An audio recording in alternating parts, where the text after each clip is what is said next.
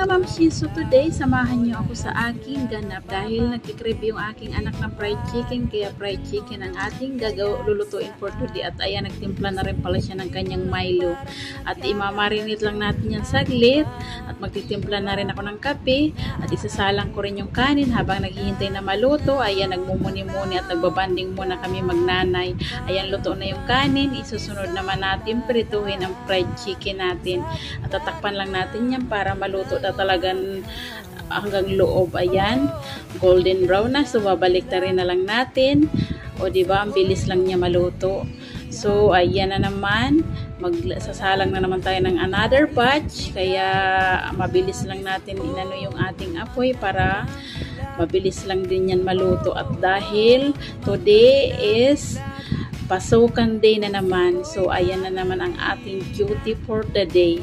At ayan, luto na.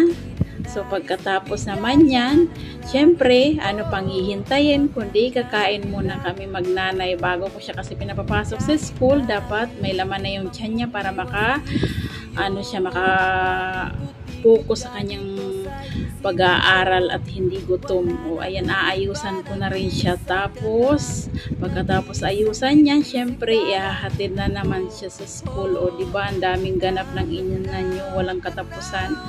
Pero syempre aayusan muna natin siya para maayos din. Kaya hanggang dito na lang. Thank you for watching.